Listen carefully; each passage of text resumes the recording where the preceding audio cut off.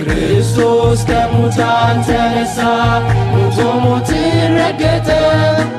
ሞትን ረገጠ በመቃብር ውስጥ ላሉት የዘላለም ዕረፍትን ሰጣቸው። ሰላም ጤና ይስጥልን ክቡራን ተመልካቾቻችን፣ ይህ አውደ ቤተሰብ የተሰኘው ከሰላም ካቶሊክ ቴሌቪዥን የሚተላለፍላችሁ ሳምንታዊ ፕሮግራማችን ነው። ዛሬ የዳግማይ ትንሣኤን በዓል ከቤተሰብ ጋር ለማክበር በእንግዶቼ ቤት እገኛለሁኝ። ለትንሣኤም እንደዚሁም ለዳግማይ ትንሣኤ እንኳን አደረሳችሁ እያልኩኝ እንግዶቼ በተጨማሪም እንግዲህ ዛሬ ከዳግማይ ትንሣኤ በተጨማሪ እንግዲህ እነዚህ ቤተሰቦቼ ዛሬ 52ኛ ዓመታቸውን የጋብቻ ህይወታቸውን ያከብራሉና እንግዲህ በቤታቸው ከእነሱ ጋር የመሰለ ፕሮግራም ልናደርግ ነው። እስከ ፕሮግራማችን ፍጻሜ ድረስ አብራችሁን ቆዩ። እንግዶቼ እንግዲህ እንኳን አደረሳችሁ ለትንሣኤም ለዳግማይ ትንሣኤም እንደዚሁም ደግሞ ለ52ኛ ዓመት የጋብቻ በዓላችሁ እንኳን አደረሳችሁ። ለአድማጭ ተመልካቾቻችን ራሳችሁን እንድታስተዋውቁልኝ እድሉ ልስጣችሁ። ነጋሳ ወልደ ጊዮርጊስ ብርቄ ከበደ። አቶ ነጋሳና ወይዘሮ ብርቄ እግዚአብሔር ይስጥልን፣ በድጋሚ እንኳን አደረሳችሁ። እንዲህ ዛሬ በቤታችሁ ተገኝተን ከእናንተ ጋር ዳግማይ ትንሣኤን እንደዚህም ደግሞ 52ኛ ዓመት የጋብቻ በዓላችሁን በተለይም ደግሞ በዳግማይ ትንሣኤ ቀን እንደተጋባችሁ ስለምናውቅ እንግዲህ ዛሬ እንኳን አደረሳችሁ ለማለት ነውና እዚህ ፊት ለፊታችን ላይ የቀረበውን ዳቦ ጸሎት አድርገን እንድንቆርስ እድሉን ለእናንተ ልስጥና እንግዲህ ጸሎት እናድርግ። በስመ አብ ወወልድ ወመንፈስ ቅዱስ አሐዱ አምላክ አሜን። መድኃኔዓለም ከእኛ ጋር ይሁን አሜን። በሰማይ የምትኖር አባታችን ሆይ ስምህ ይመስገን፣ መንግስትህ ትምጣ፣ ፈቃድህ በሰማይ እንደሆነ እንዲሁም በምድር ይሁን። የዕለት እንጀራችንን ዛሬ ስጠን፣ እኛ የበደሉንን ይቅር እንደምንል በደላችንን ይቅር በልልን፣ ከክፉ ሁሉ ሰውረን እንጂ ወደ ፈተና አታግባን፣ መንግስት ኃይልና ክብር ምስጋና ለዘላለም ያንተ ነውና አሜን። ጸጋ የሞላሽ ማርያም ሆይ ሰላም ላንቺ ይሁን፣ እግዚአብሔር ከአንቺ ጋር ነው፣ ከሴቶች ሁሉ የተባረክሽ ነሽ፣ የሆድሽ ፍሬ ኢየሱስ የተባረከ ነው። ቅድስት ማርያም የአምላክ እናት ለእኛ ለኃጢአተኞች አሁንም በሞታችን ጊዜ ለምኝልን። ለአብና ለወልድ ለመንፈስ ቅዱስ ምስጋና ይሁን አሁንም ዘወትርም ለዘላለሙ አሜን።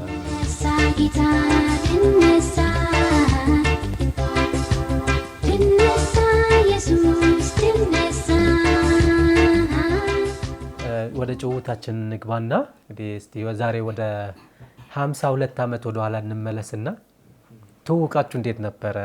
አየኋትና ወደድኳት። በኋላ ወደ ሀገራችን ላኩት ሽማግሌዎች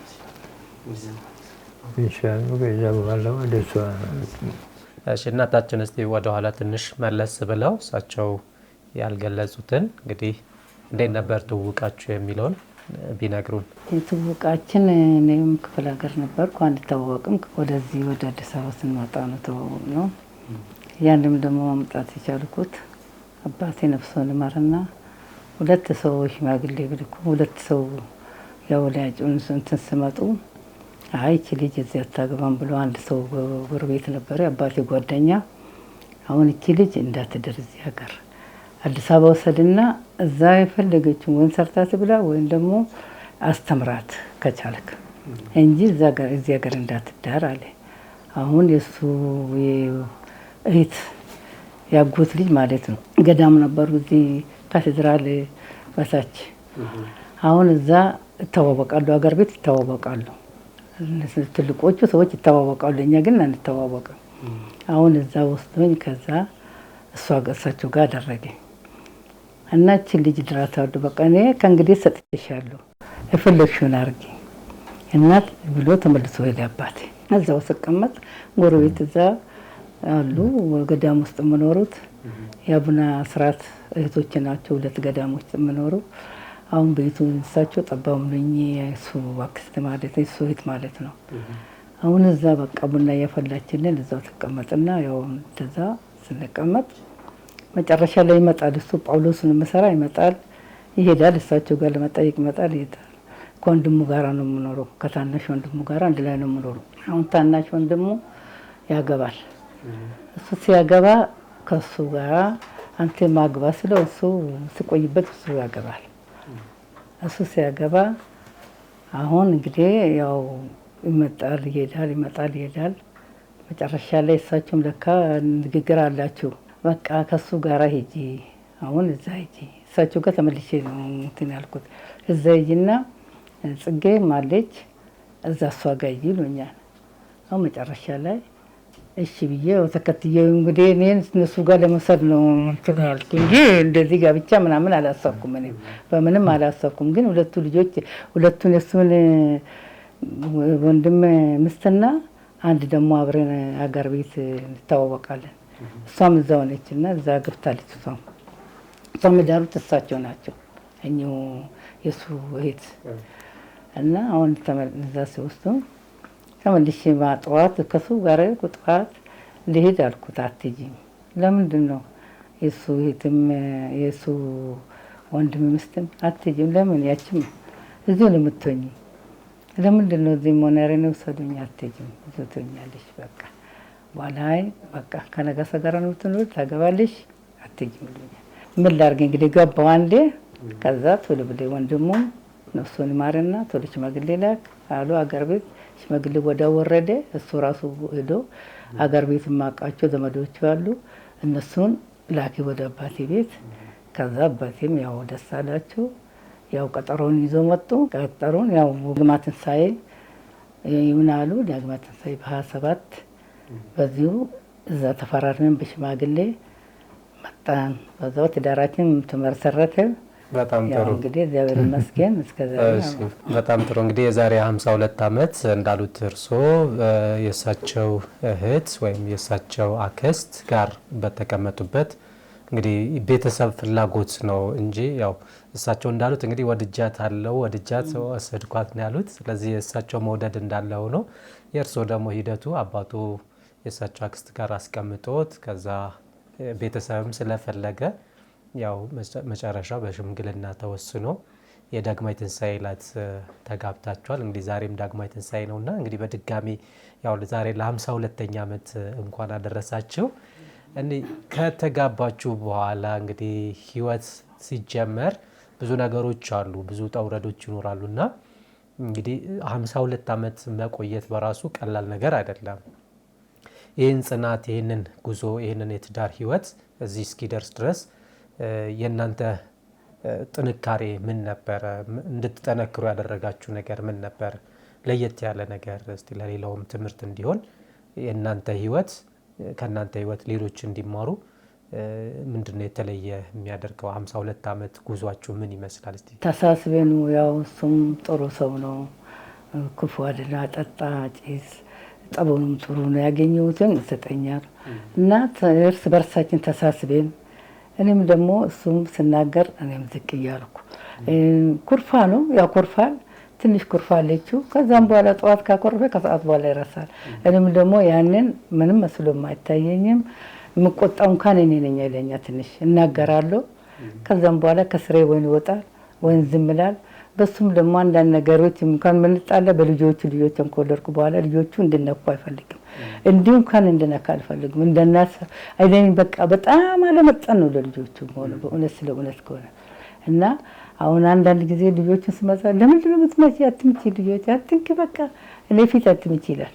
ይሄ ነው ጥል ነው እንጂ በሌላ ነገር በምንም አይነት አንጣላም። በፍቅር ነው በቃ የምንኖረው እና እሱም የምናገረውም የለውም እንደዚህ ማበሳጭም ነገር የለም። ምንም አላበሳጨው ምንም በመጣ በመሰራ ያችን ሲሰጠኝ ያው እንደማንም አማቻይት እንደማንም እንኖራለን። በሌላ ነገር ልጅ በማሳደግ ብዙ ችግር አለ፣ ብዙ ጉዳት አለ። ያንን ደግሞ እንግዲህ ያወቁ ያው የታገሉ በዚህ ላይ ገንዘብ ደሞዝም ትንሽ ነው እንዳሁኑ ሳውን እሱና እኔን ስንጋባ 100 ብር ነች ደሞዙ። ጳውሎስ ነው መሰራ በዛች አምጥቶ ሰጠኝ። እንደማንም እህልም ርካሽ ነው፣ ጤፍም ደህና ነው፣ ሁሉ ነገር ኑሮ ጥሩ ነው።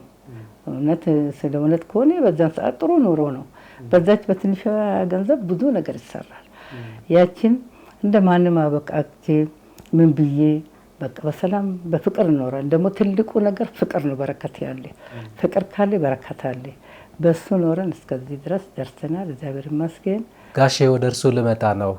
እንግዲህ እሳቸው እንዳሉት በመተሳሰብ አብሮ በመተጋገዝ በተለይም ደግሞ እርሶ ትንሽ ያኮርፋሉ በተለይ ልጆች ሲነኩ ብለዋል እና እንደው ልጆችን እንዴት ነበር? ስንት ልጆች አሉት? ልጆች አስተዳደጋቸውስ እንዴት ነበር?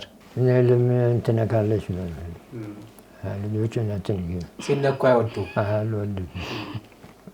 ስንት ልጆች አሉት? 7 ልጆች አሉት። 7 ናቸው። 7 ልጆች 7 ልጆች አሏቸው። አዎ 7 እንዴት ነበር ባህሪያቸው? እንዴት ነበር አስተዳደጋቸው?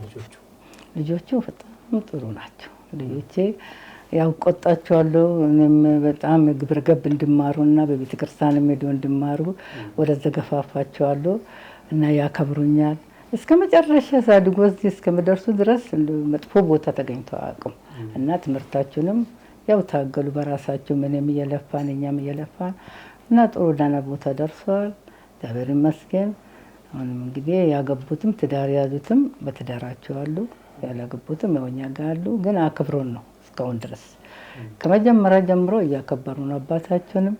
እሱም ስለምጨነቆ ያውቃሉ ውስጡ ሁሉ ነገሮች ስለማያውቁት በቃ እንደዛው እየወደዱ ነው እንትን ያሉት እና እግዚአብሔር ይመስገን። ምናልባት ወደ ኋላ ልመለስና አሁንም የጋብቻ ከፈጸማችሁ በኋላ ያው ተክሊል መቼ ነው ያደረጋችሁት? ተክሊል ላይ ደግሞ እነማን ነበሩ? ማን ያስተማራችሁ? ተክሊል ላይ ማናቸው? አባ ጴጥሮስ ናቸው እና ያስተማሩንም እሳቸው ናቸው። ተክሊላችንም እሳቸው እጅ ነው ሞላ ነው እና በዛን ሰዓት ያው ወንድሙ ነው የወንድሙ ሚስት ደግሞ ሞተዋል። 2 ሰዎች አንድ ላይ ጋብቻችን ነበረ። ከኔ የሚቀድሙት እነሱ ሁለቱም የሉም በሕይወት እነሱ ነበሩ እና ተክሊል ስንሞላ እነሱ ነው። በፋሲካ ወራት ነው። ልክ የፋሲካ ዕለት ነው። አዎ የቆረብኩት የፋሲካ ዕለት ነው። ትምህርቱን ከሱ ቀድመናል። የቆረብኩት በሱ። እርስዎ ከሌላ ቤተ እምነት ነው የመጡት አይደለ? ከዛ በኋላ ጋብቻ ከመፈጸማችሁ በፊት በተለይ ቃል ኪዳን ከማድረጋችሁ በፊት ተጋብታችሁ ስንት ዓመት ቆያችሁ?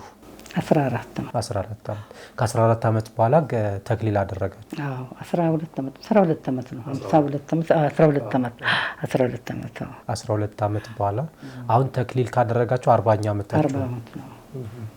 የበዓል ገጠመኝስ ምን አላችሁ? እንግዲህ በዓል እንግዲህ 52 ዓመት ብዙ በዓላቶች አልፈዋልና ፋሲካ እንግዲህ ገና፣ አዲስ ዓመት እንደዚሁም ዳግማይ ትንሣኤ ያልፋሉ በየጊዜና የእናንተ የማይረሳ የበዓል ገጠመኞች ካላችሁ እስቲ ብትነግሩን ብታጫውቱን። ጋሽ የሚያስታውሱት ነገር ካለ? ለልጆቼ ምናምን ገዝቼ ልብስ ምናምን ገዛላቸዋለሁ።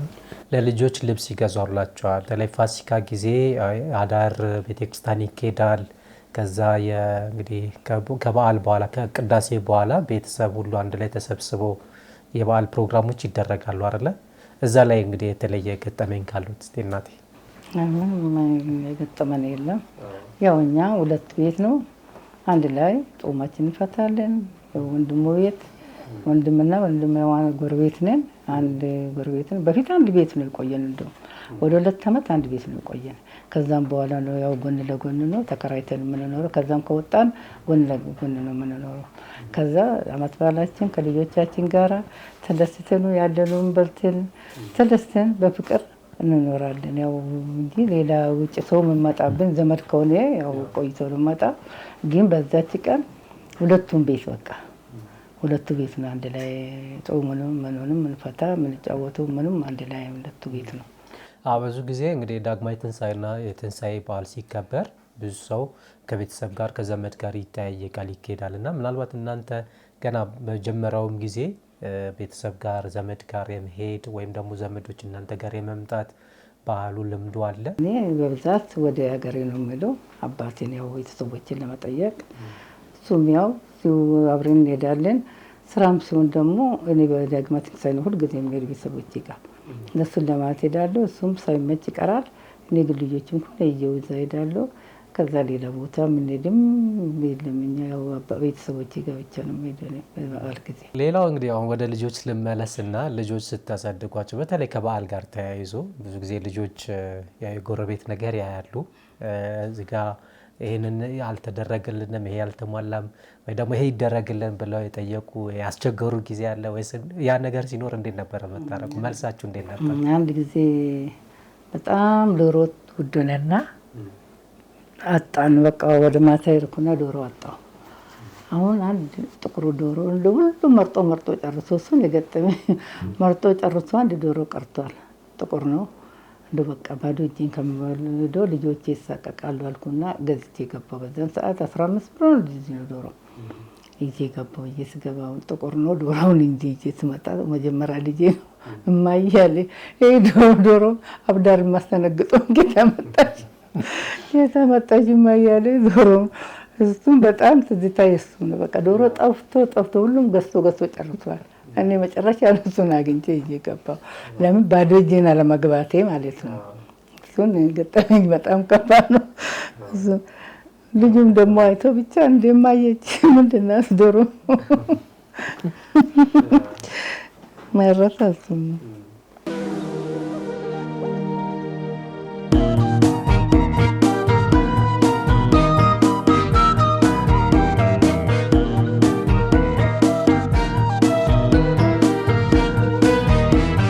ክርስቶስ ከሙታን ተነሳ፣ ሞቶ ሞትን ረገጠ፣ በመቃብር ውስጥ ላሉት የዘላለም ዕረፍትን ሰጣቸው። ቅድም ሲያወሩ በተለይ ከደሞዝ ጋር ተያይዞ ጋሼ ደሞዛቸው 100 ብር ነበረ ብለዋልና እንግዲህ 100 ብር ዛሬና ትላንትን እስቲ ያነጻጽረውልን። እንግዲህ በ100 ብር ብዙ ነገር ይሰራ ነበር አይደለ? ቀደም ትንሽ ሲያጫውቱን እስቲ እንደው በ100 ብር ምን እሳቸው አምጥተው እንግዲህ 100 ብሩን ሲሰጡት እርሶ እንዴት ነበር የሚያብቃቁት? ያችኑ ያበቃቃሉ። ጤፉን 5 ኪሎ 700 ነው በዛን ሰዓት የሚገዛ። ዘይትም 75 1 ሊትር ይገዛል።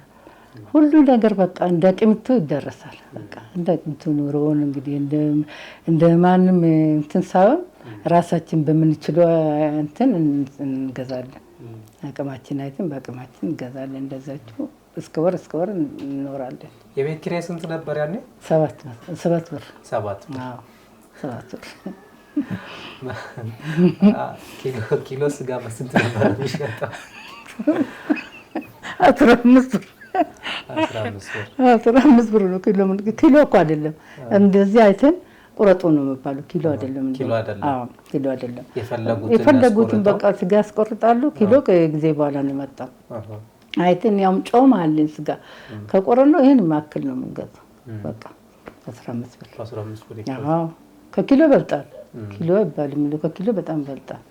ያንን እንደዛችሁ ገዝተን ምናልባት እንግዲህ የዛሬ ዘመን ሰው ጋር እናነጻጽርና ያው እንግዲህ ሰዎች እንግዲህ 52 ዓመት ቀላል ህይወት አይደለም። በ52 ዓመት ኑሮ ውስጥና ብዙ ማጣት ማግኘት ብዙ ከፍታና ዝቅታዎች ይታለፍበታል።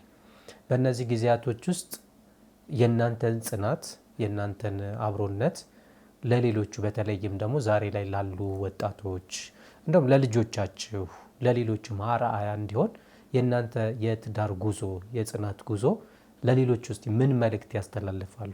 ያው እንግዲህ እኔ የምላቸው የሆኑ ልጆች በጣም ከባድ ነው ትዳር ላይ እና ከራሴ ልጆች ጀምሬ መከራቸው ተሳስቦ በጸባይ ዋና ትልቁ ነገር እግዚአብሔር ፈርዓ መኖር አለበት። አንድ ሰው እግዚአብሔር ፈርዓ ካላቸው ሁሉ ነገር ይኖራል። ራሳቸው ተሳስቦ እሱ ሲናገር እሷ ስትናገር እሱ በቃ እንደዛ ኖሮ ሁሉ ነገርም አልጋ ባልጋ ነው። እውነቴን ነው። እና ሰው ዋና የለኝነት ነው። በቃ ሰው ትዕግስት አጣ፣ ትዳር ላይ ትዕግስት አጣ። ትዕግስት ደግሞ በጣም አስፈላጊ ነው። ትዕግስት መኖር አለበት እና እሱ ነው በጣም ከባድ። እንግዲህ ምንም ቢሆን የማገቡትም ቢሆን በትዳር ያሉትም ቢሆን እግዚአብሔር ትዕግስቱን ይስጣቸው። ተሳስቦ መኖር ኑሮ ሀብትም ቢኖር ብርም ባይኖር ፍቅር ካለ ይገኛል። ትልቁ ነገር ፍቅር ነው። ፍቅር ካለ ከታች ጀምሮ ፍቅር ካለ ቀስ እያለ ሰው እየተነሳ በአንድ ጊዜ ሀብታም ምንም ሰው በትንሹ ተነስቶ ነው ትልቅ ቦታ የምደርሰውና ዋና ፍቅር ነው። ትልቁ ነገር ፍቅር ነው። ፍቅር እንድኖራችሁ እንዲዋደዱ ደግሞ ከተቻለ ደግሞ ያው አንድ ሃይማኖት ቢሆን ደስ ይላል። ፈሪሃ እግዚአብሔር ይኖራል። ካልሆነም ደግሞ ክርስቲያን ነው፣ ያው ተሳስቦ መኖር ነው። ይሄ ነው ትልቁ ነገር መክራቸው። ይሄ ዛሬ ወጣት የዛሬ ልጆች ያገቡትም ያላገቡትም ፈሪሃ እግዚአብሔር ይኖርባቸው። በእግዚአብሔር ፈሪሃ ማግባት ትዳር ሲገቡ መጀመሪያውን እግዚአብሔር ለምኖ ትዳር ውስጥ መግባት እግዚአብሔር ለምኖ መግባት ነው፣ ጸልዮ መግባት ነው። ጌታው አንድ ሰው ካዩ ትዳርም ከሆነ መጀመሪያውን ትዳር ሰው ካዩ ከተፋቀሩ ያንን በእግዚአብሔር ጸሎት ከገቡበት ይፈጸምላቸዋል። ይሄን ትልቁ ነገር እኔ ነው የማክራቸው። እግዚአብሔር ይስጥልን። እንግዲህ ትልቁ ነገር ያው እንዳሉት ፍቅር ነው። ፈሪሃ እግዚአብሔር ካለ መተሳሰብ ካለ ያው 52 ዓመት መኖር እንደሚቻል ያው የእናንተ ህይወት ትልቅ ምልክት ነው። 52ን ብቻ ሳይሆን ከዛም በላይ እንደሚቀጥል ተስፋ እናደርጋለን። ትልቅ ነገር ነው። ሌላ ቀረ የሚሉት እኔ ያልጠየቅኳችሁ መልእክት ካለ ጥያቄ ወይም ደግሞ እንደው ይህንን ብትጠይቀን ኖሮ እንደዚህ መልእክት እናስተላልፍ ነበር ብላችሁ የምትሉት ካለ ለሌላ ለቤተሰብ ለዘመድ ወይም ደግሞ ለምታውቋቸው ሁሉ ደግሞ እንኳን አደረሳችሁ ማለት ከፈለጋችሁ እድሉ ልስጣችሁ። አሁን እንግዲህ በጣም የምወደው የሱ ወንድም ባለቤት ወይዘሮ ጽጌ አብረን ይሄን ሁሉ አመት የኖርነው 52 አመት አንድ ቀን ሰው መሀላችን ሳይገባ በፍቅር ያለኑ ልጆቻችን በአንድ ጡት አጥብተን ያሳደግነው እግዚአብሔር እድሜና ጤና ይስጣት። ደግሞ ስንዳር ምንም ሳገባ እኔ ሀገር ቤት ሲሄድ ከሱ ጋራ ቤተሰቦቻችን ጋር ስንሄድ ደግሳ ከጎረቤት ጋራ የጠበቀችኝ እሷ ናት። ለሱም እንደ እናት ሆና የሱ የወንድሙ ባለቤት ናት፣ ጎረቤት ናት፣ እዚህም ናት። አሁንም ስራ ሆና ነው እና ለሷ እግዚአብሔር እድሜና ጤና ይስጣት። አሁንም አይለየን። ይሄን ሁሉ አመት አንድ ቀን መሀል ሰው ሳይገባ አንድ ቀን እውነቴን በፍቅር ልጆቻችን አንድ ላይ ሰብስበን ያሳደግነው ልጆቻችን ደግሞ እኛም ፍቅር አይቶ እስካሁን በፍቅር ያሉት ናቸው። እስካሁን ተፋብቆ ነው የምኖረው። ስመጡም እዛም ሄዶ ከያገቡትም ስመጡ እሷ ቤት ሄዶ እኔም እሷም ደግሞ ስመጡ እኔ ጋር መጥቶ ተጫውቶ አንድ ላይ ተገናኝቶ ነው ሄዶ እና እሱ ነፍሱን ይማርልን መንግስተ ሰማያት ያወርሶ አዝባይሳ የሱ ወንድም ማለት ነው ታናሽ ወንድሙ ልጆችን ባርክለት። ልጆቹም እንደናት ነው እኔም ልጆቼ እንደናት ነው። ምንም አንድ ቀን እነቴን ነው አንድ ቀን ሰው ሁሉ እስከመቀናብን ድረስ እስከውናለን። አሁንም እስከ ለተሞታችን እንግዲህ እሱን መጣሪን ያየን እንኖራለን። እሱን ያመሰገን እና እሱ ነው ማስተላለፉ ትልቁ ነገር። አሜን። እንደ እግዚአብሔር ይስጥልን። ከእናንተ ጋር ቁጭ ብዬ የ52 ዓመት የትዳር ጉዞን እንድማርበት እድል ስለሰጣችሁኝ በቤታችሁ ተገኝቼ ከእናንተ ጋር የመሰለ በዓል እንድናከብር ስለፈቀዳችሁ እግዚአብሔር አምላክ ይስጥልን ላለሁኝ። እድሜና ጤና ይስጣችሁ፣ ረጅም እድሜ ከዚህ በኋላም 100ኛ ዓመት እንድታከብሩ ያብቃችሁ። እግዚአብሔር አምላክ እድሜና ጤና ይስጣችሁ። አመሰግናለሁ። እናንተም ደግሞ እዚህ ስለጎበኛችሁ ማታችሁ 52 ዓመታችን ከኛ ጋራ ስለቆያችሁና ከኛ ጋራ ስለተጫወታችሁ ስለተመለከታችሁ በጣም እናከብራችኋለን። እና እንግዲህ የዳግማ ትንሣኤ ከኛ ጋራ ስለተካፈላችሁ በጣም ደስ ይለናል። እግዚአብሔር እድሜና ጤና ይስጣችሁ።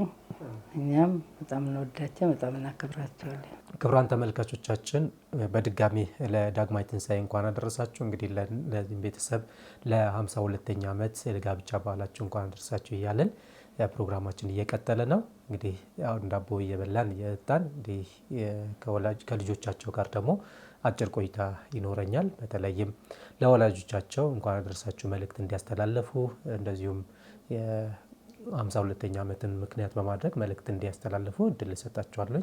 እስከ ፕሮግራማችን ድረስ አብራችሁ ቆዩ።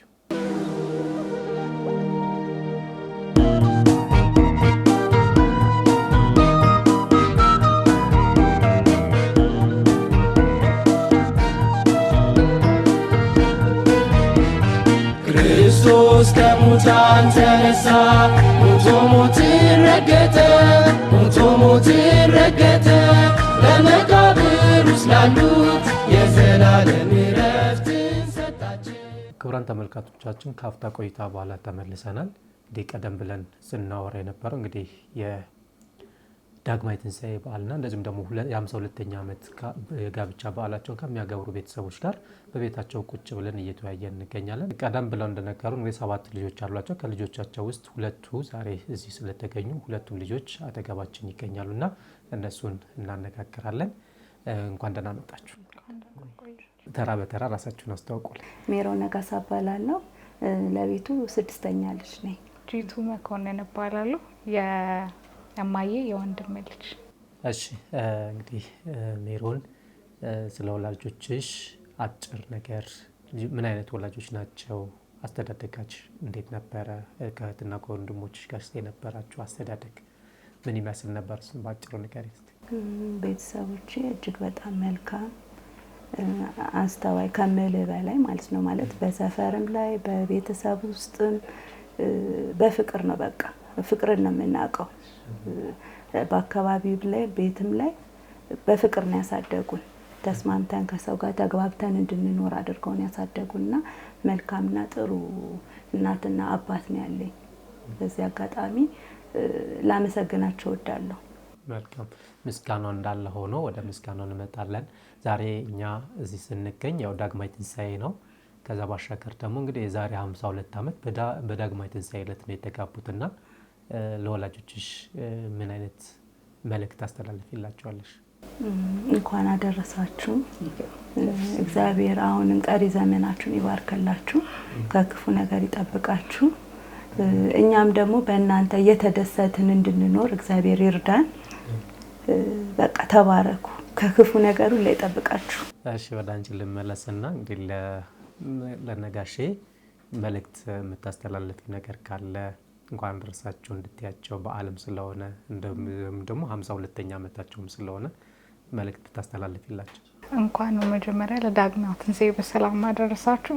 እግዚአብሔር እድሜና ጤና ሰጥቷችሁ ለዚህ ቀን ስለደረስን እግዚአብሔር መጀመሪያ እናመሰግናለን። እንኳን ለ52ኛ ዓመታችሁ በሰላም አደረሳችሁ። ከዚህ በኋላ ደግሞ እግዚአብሔር እድሜና ጤና ሰጥቷችሁ 100 ዓመት እንድትቆዩ እመኛለሁ። ቀሪ ዘመናችሁን እግዚአብሔር ይባርክ፣ እድሜና ጤና ይስጣችሁ። ለኛ አይደለም ለሌሎች መትረፍ እንድችሉ ከዚህ በላይ እመኛለሁ። በጣም እናመሰግናለን። እናንተም ለወላጆቻችሁ መልካም መልእክትን ለማስተላለፍ ፈቃደኛ ሆናችሁ እዚህ ቦታ ስለተገኛችሁ፣ በተለይም ደግሞ እንግዲህ እናንተም የነሱን አርአያ ወስዳችሁ ረጅም ዓመት በጤና በትዳር በመልካም ሕይወት እንደምትዘልቁ ተስፋ አደርጋለሁ። ለእናንተም የተሻለ ነገር እንዲገጥማችሁ እመኛለሁ። ስለሰጣችሁን ጊዜ እናመሰግናለን። እኛም እናመሰግናለን። አክብራችሁን ልጠይቁን ስለመጣችሁ እናመሰግናለን። ክቡራን ተመልካቾቻችን እስካሁን ስትከታተሉት የነበረው አውደ ቤተሰብ የተሰኘው ከሰላም ካቶሊክ ቴሌቪዥን ሲተላለፍላችሁ የነበረው ሳምንታዊ ፕሮግራማችን ነበረ። ዛሬ በዳግማይ ትንሣኤ እንደዚሁም ደግሞ በአቶ ነጋሳና ወይዘሮ ብርቄ ቤት የ52ኛ ዓመት የጋብቻ በዓላቸውን ስናከብር ተገኝተናል። እስከ ፕሮግራማችን ፍጻሜ ድረስ አብራችሁን ስለቆያችሁ እናመሰግናለን። በዛሬ ፕሮግራማችን ብዙ ነገር እንደተማራችሁበት ተስፋ እናደርጋለን።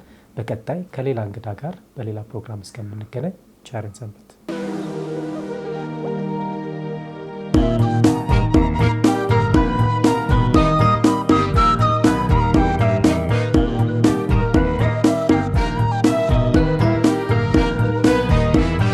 ክርስቶስ ከሙታን ተነሳ፣ ሞቶ ሞትን ረገጠ፣ ሞቶ ሞትን ረገጠ። በመቃብር ውስጥ ላሉት የዘላለም